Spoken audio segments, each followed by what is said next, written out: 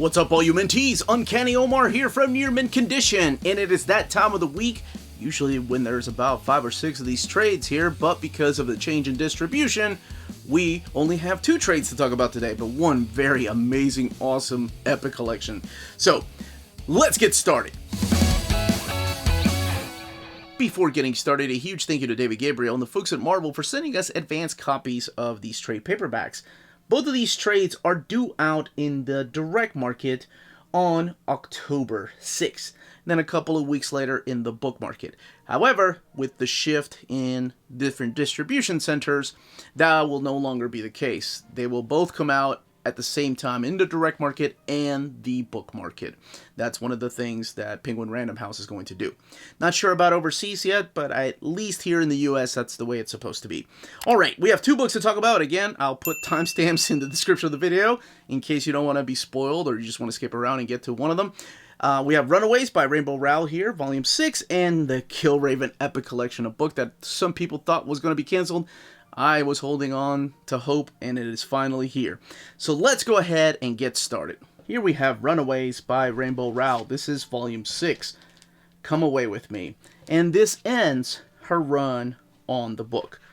Now, if you've been watching my channel for a while now, you know how I feel about Runaways. And if you haven't seen my channel or are new to it, I love this series. Brian K. Vaughan's Runaways, to me, was some of the best Marvel comics that I've ever read in my life.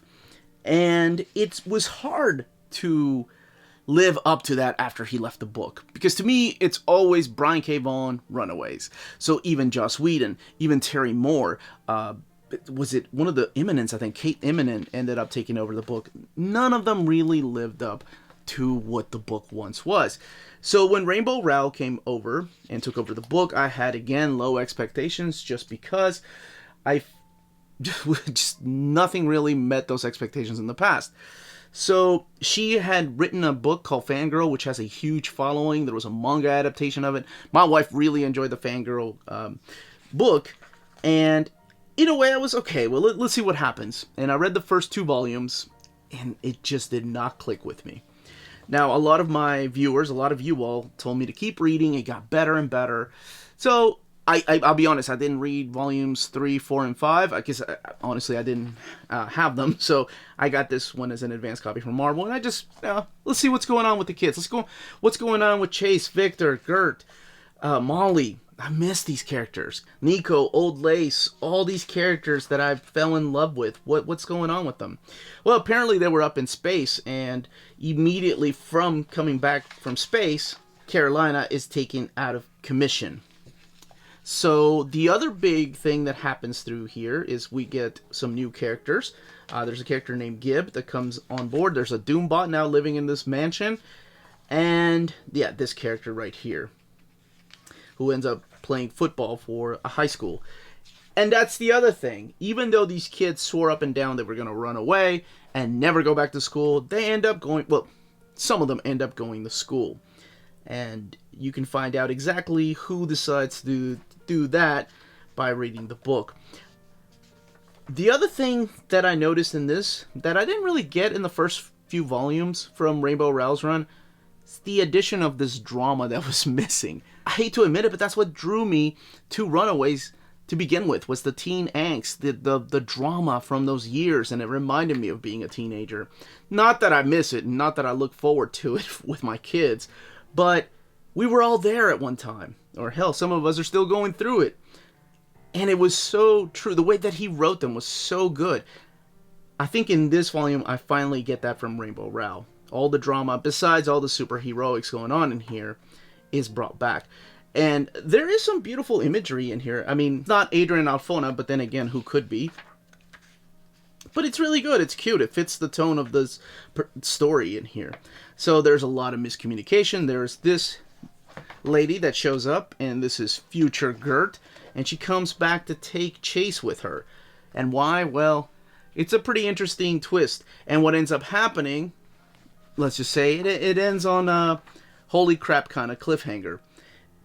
One that I honestly did not see coming. and pretty good at guessing those. The book retails for $24.99. It has 168 pages, and this collects all of Rainbow Rowell, well, the finale of Rainbow Rowell's run on the book. So issues 32 through 38 of Runaways. There are some surprise appearances here. So if you've been reading Runaways for a while, there are some nice stars that come in and make a cameo. And the other thing I didn't mention that you were probably looking at is the invitation from Pixie and Wolverine for Molly to come to Krakoa. And pretty sure you can guess how she reacted to that. Now, as far as the extras, the variants, well, I can't show that one in particular, but are sometimes on the opposite side of the standard edition cover. Now, as far as the extras in the back, of course, I'm censoring that final page because it leaves it open for more stories. But here are all the Runaway covers. So these are all the covers from Runaways.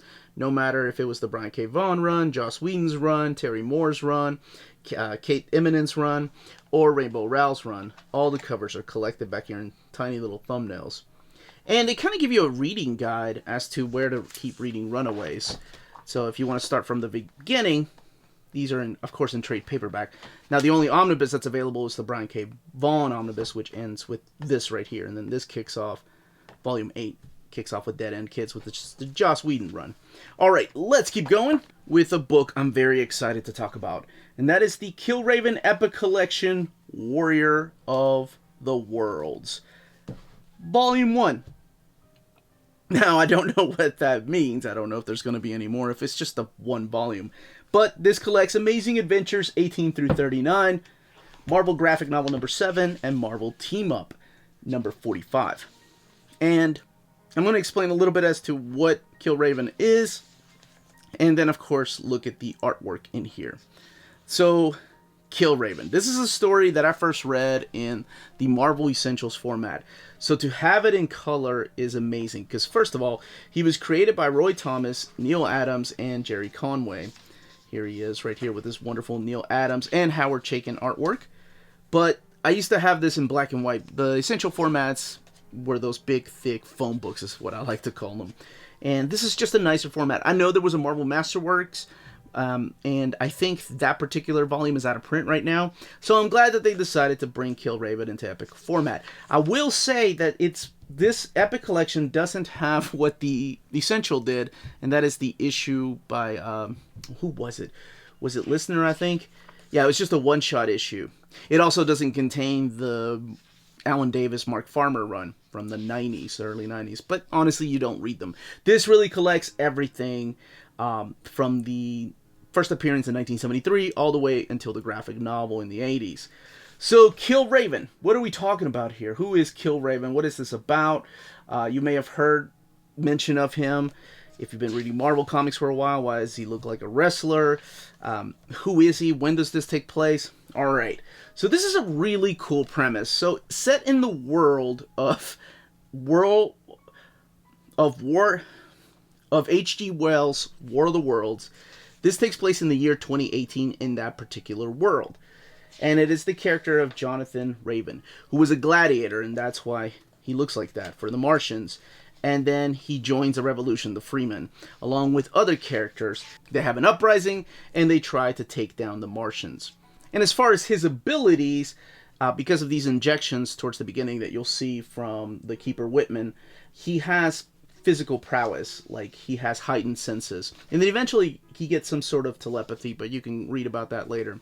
Now, one thing towards the very beginning of this particular series, this is where he gets his new armor, right here, the one that you see on the cover, is that it is written not just by Roy Thomas, Jerry Conway, Marv Wolfman, Herb Trimpe come in and write, and it's not until Don McGregor comes in with P. Craig Russell that this takes shape and you start to see what other people have been talking about for a long time.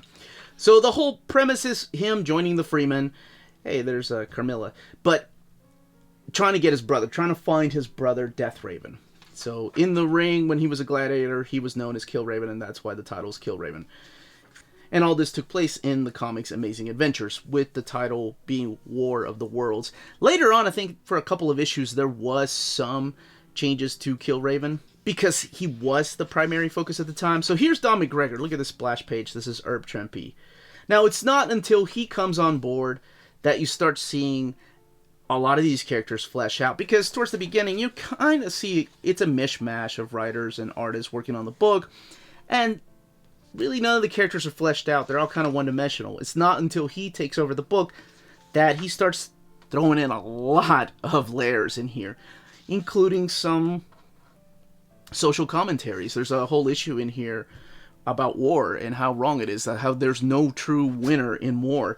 So I love that about this book. And I've only read like the first 10 issues of this because I've got a lot of other stuff to read. But going back and rereading this stuff, it's a lot of fun to see just the progression of the writing. Now, the other thing that I did notice, even though it was in black and white, speaking of progression, was the evolution of P. Craig Russell. When he took over the book, how different it was. This is Gene Colan's issue right here. But when P. Craig Russell took over the book, you know, you could see a little bit of P. Craig Russell in there. You could see the art that you're familiar with. And then you just see him evolve. Oh, this issue, I think it's issue 31? Yeah, right here. So this issue, you know, there's some debate about this. To a lot of people, this is the first interracial kiss in a comic book. And it's between two of the main characters. Right here. So to a lot of people, this is a huge deal. This is the 70s that we're talking about. Now, we've had interracial kisses in TV shows by then, and there were some interracial kisses in comic books previous to this, but I think this is the first time that we saw it in like a big book, like a Marvel comic. Now, this is what a lot of people think. I know there's some debate as to what the true, real one was, and I'm not here for that, but let me know in the comments down below what you have heard. But again, this is the Marvel team-up issue. The other thing I forgot to say, I don't know how, was that the beauty of Killraven is that it's a standalone story. It's a far-off, distant future in an alternate reality. And in a Marvel team-up issue with Spider-Man, they try to make it the possible Marvel 616 universe reality. I'm not sure how I feel about that. I remember not really digging this. I mean, I understand what they were doing, but I don't think it was necessary. I like the idea of this character just being out there. I like the way that this character had no ties to the Marvel Universe. Now, there were some, I remember, conspiracy theories whether Ravage 2099 was supposed to be Killraven or one of his sons or grandsons. Oh, man, that was all the way back in the early 90s when that book was coming out. But this is one of the final issues right here, and you can see here how heavily it kind of tries to tie into the main Marvel Universe by having some of these guest stars. Now, unfortunately, like a lot of things back then, the book didn't really end. As a matter of fact, it kind of got canceled. So Don McGregor and P. Craig Russell later came back in the 80s with this graphic novel. This is graphic novel number 7, Killraven. And by now, you can see just how different P. Craig Russell's art is and how beautiful it is and just how well drawn. Oh my gosh, the frames. It's just a gorgeous, gorgeous book. I would love to have this, honestly, in an oversized format. But this is P. Craig Russell and Don McGregor not writing the final chapter of the character of Killraven, but getting us there. Sadly, we still don't have the last chapter. Who knows? Maybe one day, you know? We'll bring back the character of Killraven. Now, he has appeared. I think he was in the Marvel Zombies book, and like I mentioned, he was in the Alan Davis and Mark Farmer series in the 90s. Now, as far as the extras in the back, we do have some house ads, some original artwork right there, the pitches right here for the stories, cover pencil arts, original artwork again, P. Craig Russell. And then some of the script. This is a close-up of Carmilla Frost. And a house ad for the Killraven graphic novel. That is gorgeous. He's a very pretty man, is the way that P. Craig Russell draws him. Here's a Marvel team-up. This is the index to the Marvel team-up number 3, which features Killraven and Spider-Man. And then this is from the Update 89, which is coming out in omnibus format, so at least we'll have this. So this kind of gives you the bio on the characters and the world of Killraven. The book has 504 pages and retails for $44.99. And that, as they say, is that. If you're interested in purchasing these books, don't forget to check out our sponsor, cheapgraphicnovels.com, your online home for brand new graphic novels and collected editions up to 50% off cover price. They pride themselves on packaging your books so they arrive safely and in excellent condition, as well as prompt and helpful service. Check out the bargain deals for up to 90% off cover price. CGN is excited to announce that they are now taking pre-orders. They're making it easier for you to ensure that you don't miss out on the hottest releases. CGN is currently running a special promotion for you Minties. If you're a first-time customer, let them know that you were referred by Near Mint Condition at the checkout, and you'll receive a credit for free shipping on your next order. This promotion is valid for U.S. customers only. Cheap Graphic Novels, your source for the hottest books with the kind of deep discount and quality shipping and customer service that will keep you coming back for more. And that was the content and page count of these two books. Let me know in the comments down below which ones you're picking up. If you're hoping for an oversized hardcover of the Killraven series, if you're hoping for a Rainbow Rowell Runaways omnibus. Again, this was the Uncanny Omar. Thank you all so much for watching. Please don't forget to hit that like, subscribe button, ring that bell for notifications to let you know when our videos are going live. We are back with Old Reader, New Reader at 8 p.m. Eastern Standard Time tonight. And more importantly, everyone stay healthy, stay safe, and much love.